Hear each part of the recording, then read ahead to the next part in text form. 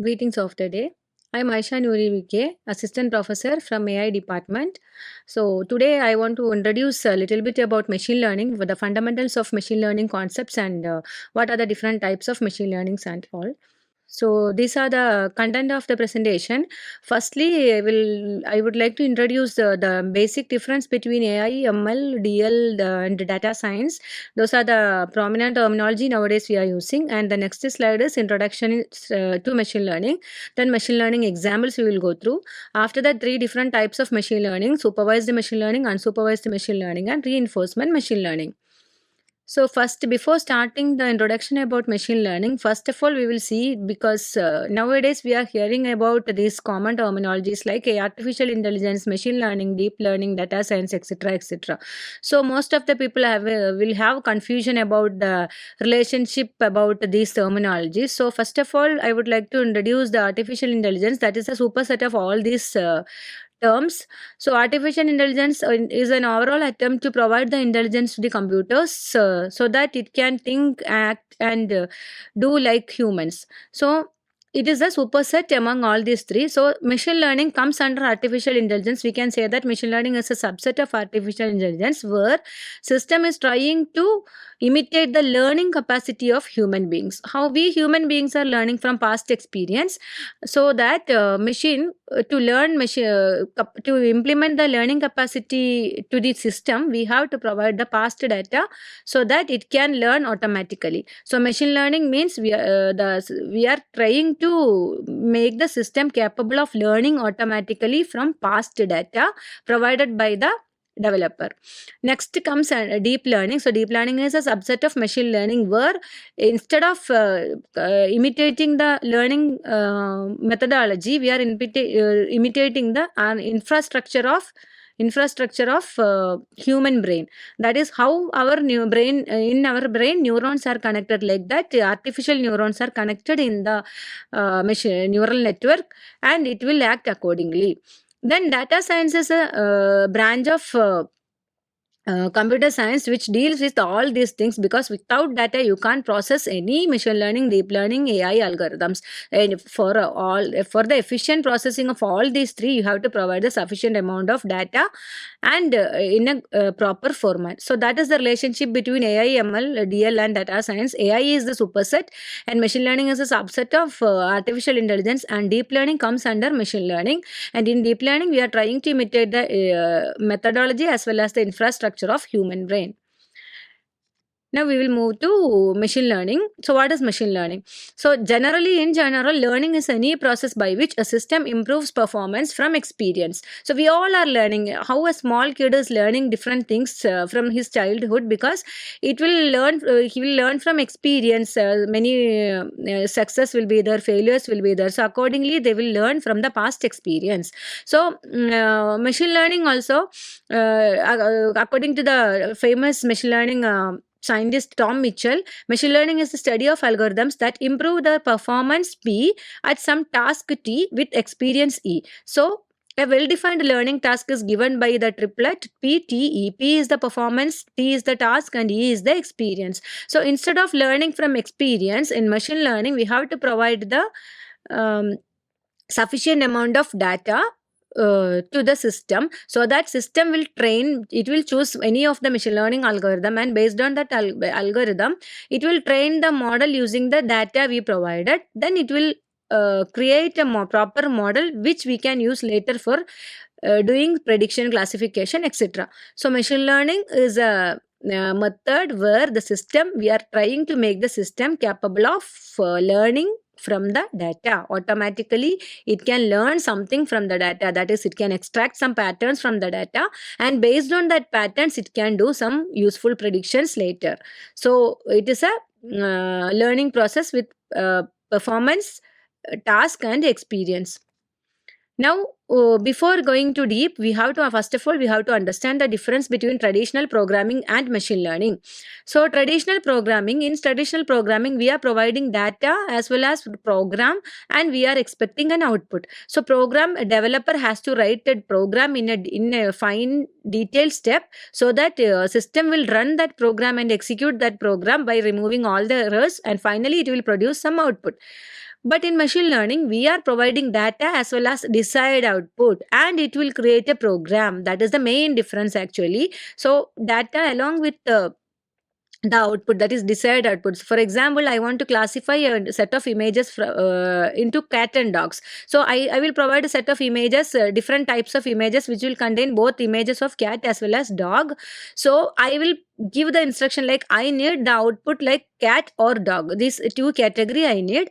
And the data also, we have to provide an enormous amount of data, that is in the form of images, which should contain both types of data, that is images of cat as well as images of dog. Then the system will learn, based with the help of any machine learning algorithm, system will learn the um, some patterns which is helpful to identify or differentiate between the cat and dog, and it will provide the corresponding model.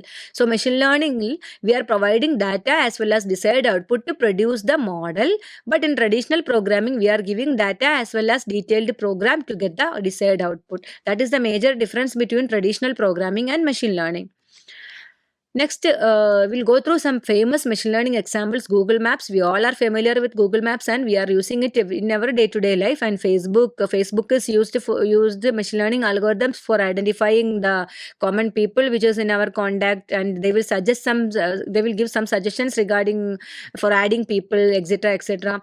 Then another most commonly used example is Uber. Then ads recommendation, iPhone, Tesla, Netflix. Many are there nowadays in almost every aspect of life. Without machine learning, we can't move forward. So Netflix also, it is a popular entertainment channel. So then another interesting example is Molly. It is a robotic chef, very interesting. If you want, you can go through that references. And another Replica and Infosys NIA, many are there. So these are all most widely used machine learning examples.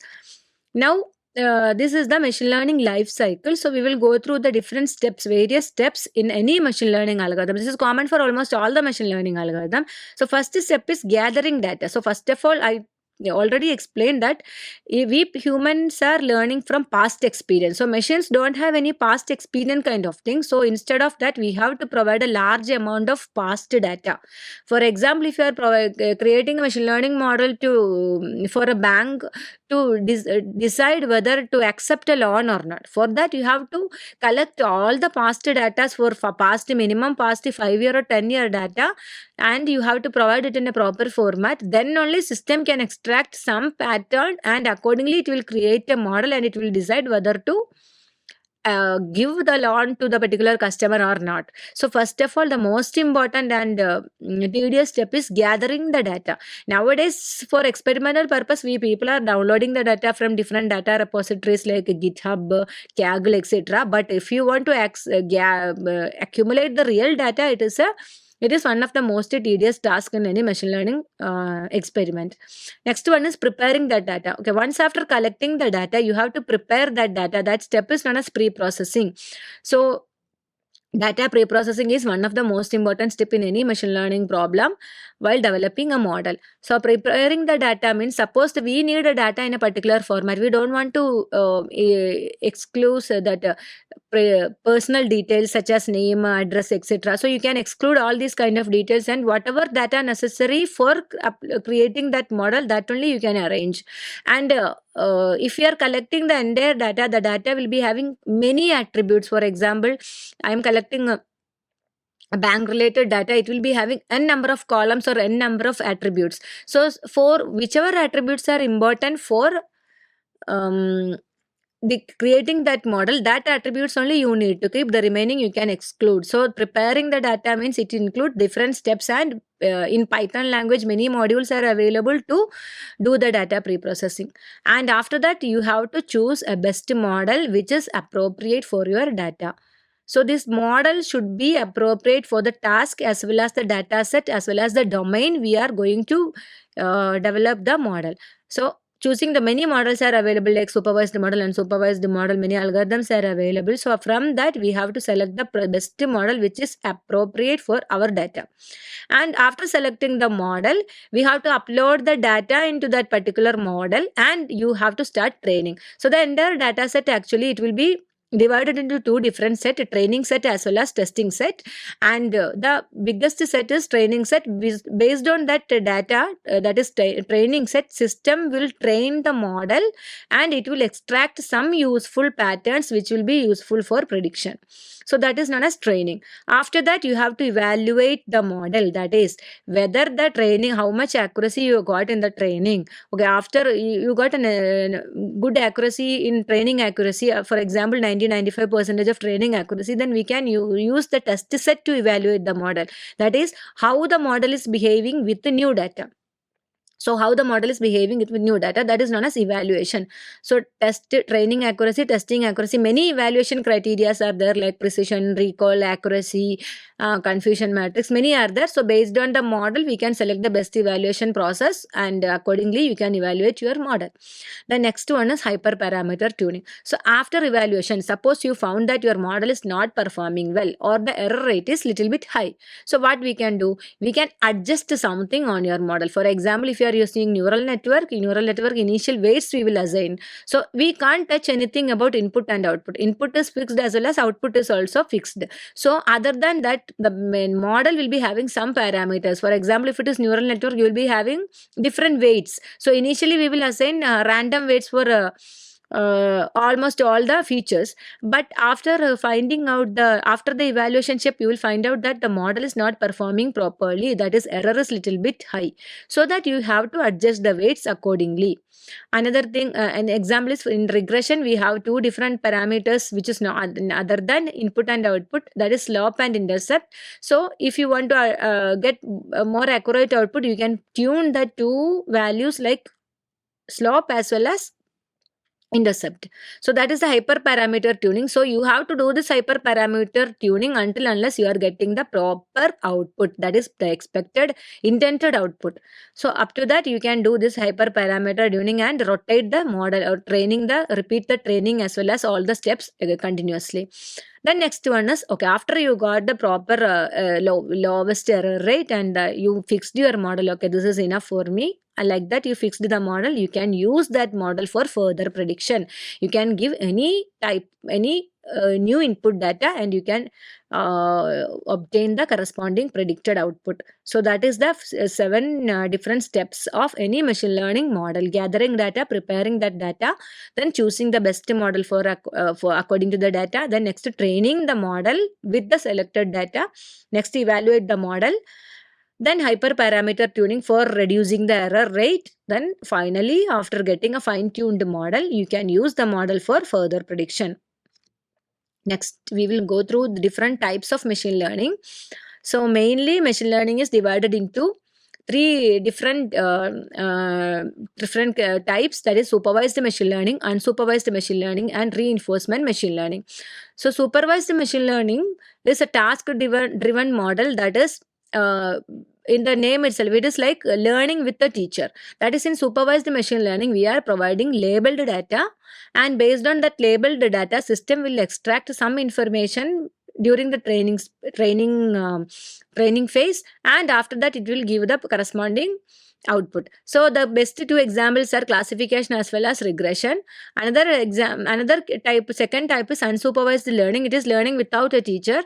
That means we will provide unlabeled data. That is, suppose we have enormous data but we don't know the categories of the data, but we need to do some grouping on the data, so that you can use any type of unsupervised learning algorithm. So it is data driven. It is known as data driven method, and the famous example is clustering for unsupervised learning. Next one is reinforcement learning, and that is very close to the normal human environment. So it is learning from mistakes. How we people are learning, we have some mistakes, we will make some mistakes, so that we can understand that, so that through that step we cannot continue because it will give some failures like that. And so in this reinforcement learning, it is like famous examples are playing games. Many examples are there. It is considered as little bit complex because it is continuously, it has to interact to the environment in order to get the reward or punishment. So two different types of feedbacks can be given from the environment to the model. So supervised learning, unsupervised learning, and reinforcement learning. Now we will see in detail about all these three. So first one is supervised learning. As I said earlier, supervised learning is the machine learning task of learning a function that maps an input to an output based on an example input-output pairs. Based on an example input-output pairs, that means labeled data is providing to the model. For example, we already said one example. Suppose I want to develop a model which will classify the images into cat image as well as dog image. So for that, you have to provide the example images with the label. For example, one image with the label cat, next image with the label dog. Likewise, you have to provide the image along with the annotation. Then only it will work. So these kind of images are or these kind of inputs are known as labeled inputs. So along with the input, we are giving the corresponding label. Then it infers a function from the labeled training data consisting of a set of training examples. So after that, because we are providing the label, so that it will infer some patterns from the training data consisting of a set of training examples, because we are providing input-output combination, so that it is easy to the model to extract the patterns. For example, in the cat dog images, from cat image, it will identify some patterns of cats continuously. Like similarly, from the dog image, it will extract some patterns about dog continuously, so that it will identify some important features which is differentiating cats as well as dogs. Then learns the relationship between the input and the outputs after getting the labeled examples. So this is the architecture diagram. So mainly two steps are there in any supervised algorithm, that is learning step as or training step as well as testing step. So once we will provide, first step is for all type of machine learning algorithm, first step is to provide the data set. So to provide the data set, we have to give test data as well as the entire data set is divided into two set, test set as well as training set. So the appropriate ratio is 80:20 or maximum 70:30. That is, training data should be more, because from training only system is learning about all the patterns, and it will identify some important parameters. So you have to provide in appropriate ratio. You cannot divide the entire data set into 50:50, because it won't be sufficient to learn the patterns for the system. So the learning or training step is the intention is to learn a model using training data. So we will provide the training data. From that, system will learn some patterns which is useful for predicting the output. Next is testing phase. Test a model using with unseen test data to measure the accuracy. Actually, the test data is unseen to the model, because we are not providing the test data to the model for during training phase. So that data is new to the model, so that if we are providing that test data and you are getting the proper output, we already know, because in supervised learning we are giving labeled data. So we already know the label, but if you are providing that with that data, system is able to predict the exact correct label, then we can say that the model is performing well. So test data is used to test the data to measure the accuracy. So accuracy can be defined as number of correct classifications divided by total number of test cases. Suppose you have 50 test cases, and out of that 50 images, your model correctly classified 45 models. So that accuracy is 45 by 50 into 100. So like that, we can easily calculate the accuracy. And from the given diagram, you can easily obtain the labeled data, right? The given example contains different shapes, mathematical shapes, geometrical shapes. That is, hexagon is there. You can see 3 hexagons are there. Then rectangles are there, triangles are there, and we have to provide the labeled labels, hexagon, square, and triangle. So that is why in supervised learning we are providing labeled data set. So hope you understood. Then we will provide this entire label as well as data to the training. So if suppose we are using decision tree model for training, it will train the model along with the data set, and after that it will it can be able to do prediction. So the test data will be given without label. You can see they are giving one rectangle and one triangle, and the system is correctly predicting the type. For example, first one is square and second one is triangle. So this is the way the supervised machine learning model is extracting the information from the given data and predicting the new data, predicting the output for the new data. So two different steps are learning step or training step as well as testing step. Next, two important classes, supervised learning types or two classes, that is regression as well as classification. This is very, very important in machine learning aspect. So regression means here we will go through the basic information about the regression as well as classification.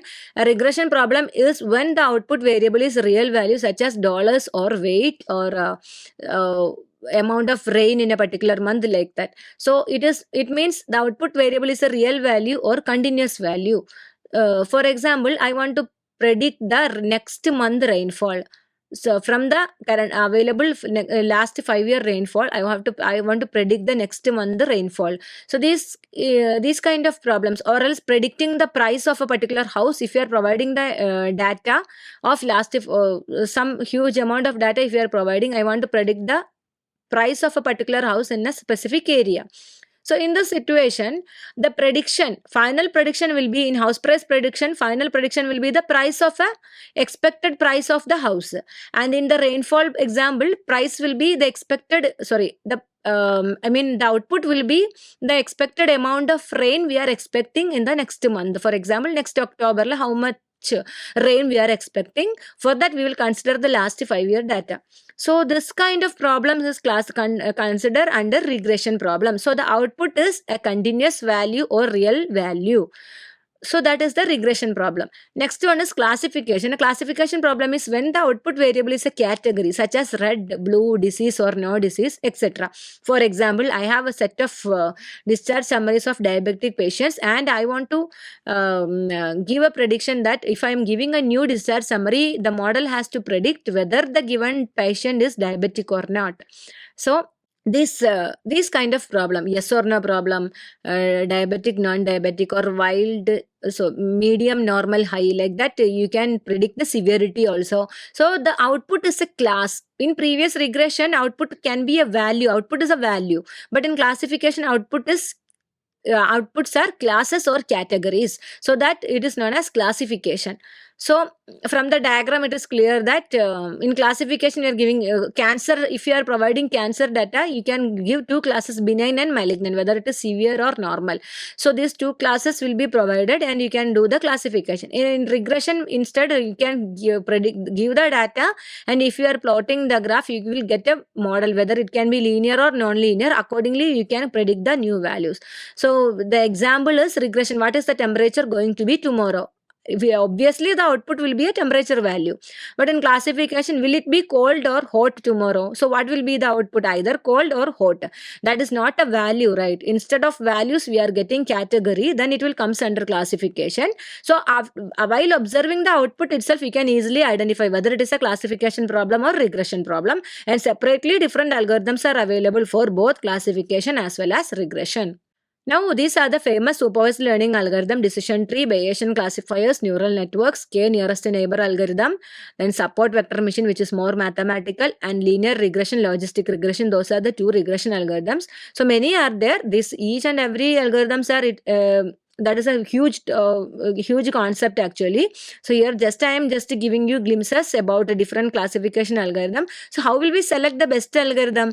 That is according to the data and according to the domain you are dealing with. For example, if you are dealing with the medical domain, if you are dealing with the mathematical data, if you are dealing with the images, if you are dealing with the sentences or textual data, if you are dealing with video, so accordingly you have to select the best appropriate algorithm. Okay, these all are already developed machine learning supervised learning algorithms available nowadays. Among this, linear regression and logistic regressions are two algorithms, two regression algorithms, where logistic regression, you can use the logistic regression algorithm also for solving classification tasks. Next category. So supervised learning already we completed. Then next one is unsupervised learning. So in unsupervised learning, already I told you, we can provide the data without any labels, right? So that is why it is known as unsupervised. There is no supervision with the help of labels. In supervised model, the label itself is giving some hints to the model. But here there is no supervision with the help of labels. So the training data set is unlabeled data set. Very, very important. That is the main point in unsupervised learning. Unlabeled data set is provided. In other words, the training data set contains only the input value X and not the target value Y. We are not providing any hints about Y. So based on the similarity between data, it tries to draw the inferences from the data, such as finding patterns on clusters. So previously in supervised learning, we will give, okay, these some images along with that label cat, dog. So that system will identify, okay, this is the image of cat, then what are the patterns of cat? Like that, they will started extracting information. But here there is no hints about the output. Then how they will extract some or they will do grouping? That is, system, the model will be identifying some similarity between the data automatically, and it tries to draw inferences from the data, such as finding patterns or clusters. The best example is clustering only. So from the figure, the previously we have seen one example, right? Geometric shapes. So suppose the same example, if you are solving using any unsupervised learning algorithm, you can provide the data, right? The data, it contains rectangles, sorry, squares, circles, as well as triangles. And one algorithm is there. After that training, the system will try to group the data into three categories, but we are not providing any labels like triangle, rectangle, square. So by automatically it will find some pattern in the shape or something, color or whatever it may be. It will find some extracted patterns and they will create different groups. So that is the obtained output. But the similarity, how can I say that the two points are similar? That is very important. Okay, in clustering, similarity, defining the similarity is actually the most important thing. So clustering only looks at similarities between inputs, since no labels are given. So how to define the similarity in clustering? That is the most important point. From the given figure, easily you can identify that two images are given. Actually, one image is a lady and the next image is a dog. But it is clear from the picture that from human eyes, it is very clear that we can easily identify one is human as well as the next one is dog. But if you are giving to these kind of pictures to the system, they will identify the different entities with the help of some features, right? For example, for this image, if they are taking the shape of the hair as a feature, most important feature, then they will provide 80% similarity of both of these images. Okay, but it is really awkward. Now we know that there is no similarity between these two images. So without label, similarity is hard to define. So how we are defining similarity? Normally we people also, right? We humans also, suppose according to my eyes, I will say that these two girls are looking very similar. But that is not same with some other people's according to some other people's opinion. So the similarity is purely relative, and in clustering algorithm, how you are defining the similarity, that is very important, and the system will extract some patterns based on the similarity. So thus, using the right distance or similarity is very important in clustering. So normally in clustering, they will use distance measure, like Euclidean distance measure, or some different types of distance measures are there. So any distance measure only they are using, but we can define different types of similarity measurement. But that is very important. That is the most crucial thing in unsupervised learning. So in some sense, related to asking clustering based on what. So on what basis you are doing clustering? Based on similarity, based on distance measure, likewise, etc. So how this similarity is getting defined, that is very vital information for any unsupervised model. So similarity can be subjective. Next one is unsupervised learning, different applications of unsupervised learning. Some real-life applications are document clustering, finding that fraudulent transaction. For example, in credit card transaction, it is very important to find out the fraudulent transaction. So we cannot able to provide the label like this transaction is fraudulent, this transaction is proper, like that it is not possible. So in that type of problems, you can use any clustering algorithm. Similarly, document clustering, this document is for example, sports documents. According to the content, you can divide the different types of documents into different clusters. Example 1, groups of people similar sizes together to make small, medium and large t-shirts. So you can group people of similar sizes together to make small, medium and large t-shirts. So people are having similar size, then how can we cluster those? For that, you can use unsupervised machine learning, any clustering algorithm. Another example is in marketing, segment customers according to their similarities for targeted marketing. For example, in a supermarket, within 1 hour, n number of customers will come and go. So according to their preferences and purchasing trends, they will try to group the customers into highly spending customer, moderately spending customer, like that they will try to group the customers into different categories, and based on that they can plan for further stock or whatever it may be. So these are the two popular examples for unsupervised learning, machine learning.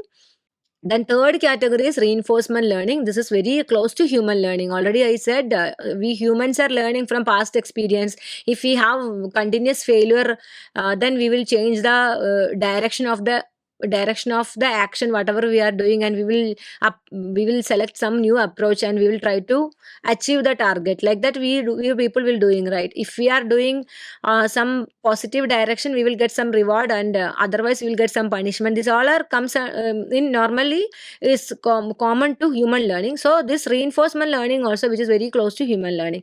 So this algorithm learns a policy of how to act in a given environment, that is, the system model will be the model will be implemented in an environment, and the system will started acting or started working. Then based on the output from the model, the environment will provide the continuous feedback in terms of reward as well as punishment. That is in a common example you can define according to the objectives. Okay, the feedback can be different types, but according to the feedback it will change the policies. So every action has some impact in the environment. For example, you just imagine the chess game. For every action there is an impact, and accordingly your opponent will give another moves, right? So like similarly, how we are acting in a chess game, I will do one forward movement. So based on my movement, my opponent gamer will decide his next movement, right? So based on the movements of the opponent only, we are deciding what to do next. So suppose he made a correct movement, now I have to lose something.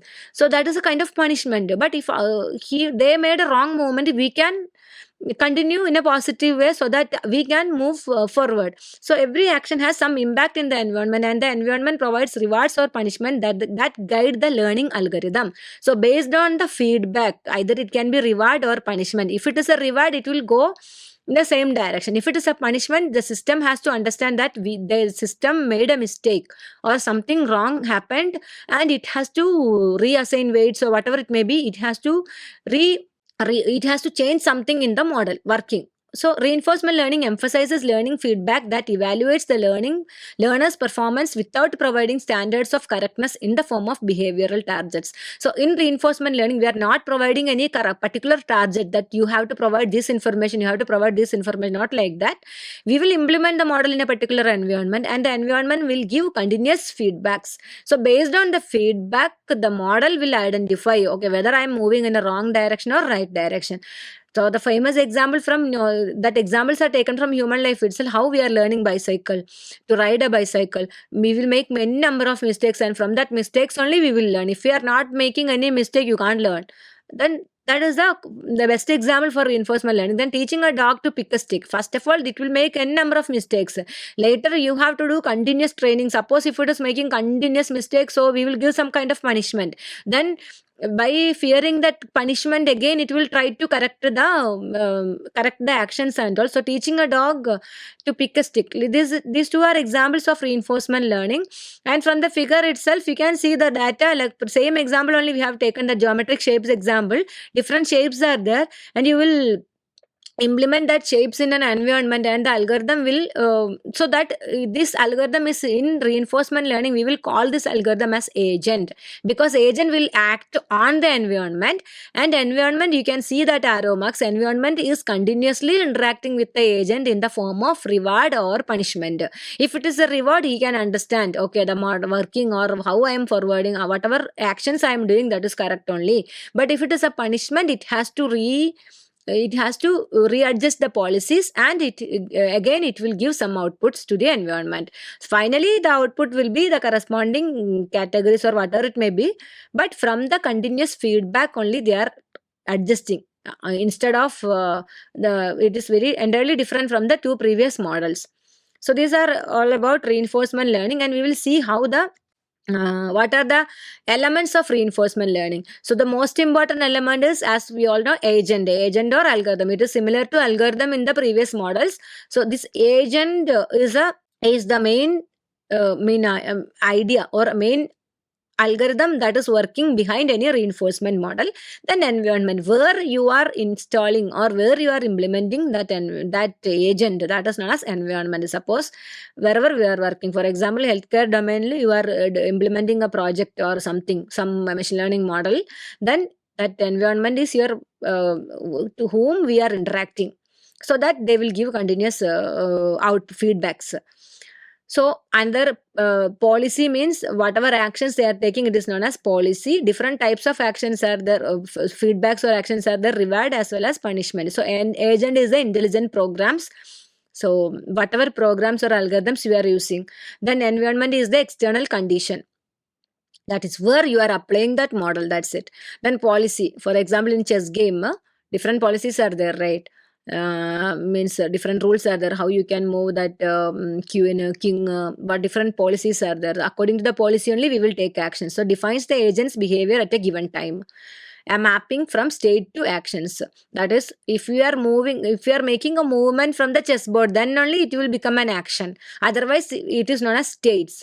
So if you are doing applying a change, that is, we are changing my king from here to there, then only it will become an action. So based on the reaction from the opponent, you understood that whether my previous movement was correct or not. So that is how the feedback is acting like acting to improve the performance.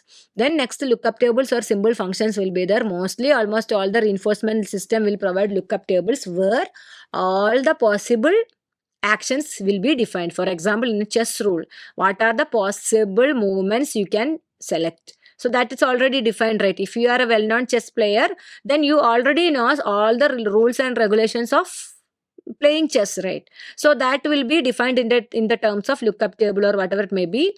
That is these are the main important elements. That is agent, which is none other than programs or algorithms, intelligent programs. Environment means the external condition where we are applying this model. Next one is policy. Policy defines the agent's behavior at a particular time, what actions you are doing on that. Then other than this, we will receive continuous feedback from the environment, so that according to the feedback, we are changing the actions or policies. So these are all about the elements of reinforcement learning. And so we have covered already what is machine learning and what are the different types of machine learning: supervised learning, unsupervised learning, and reinforcement learning. We have gone through the introduction only. So later we will continue with more details about each and every algorithms, including in these three models. So that's all from my side. Thank you so much for your listening.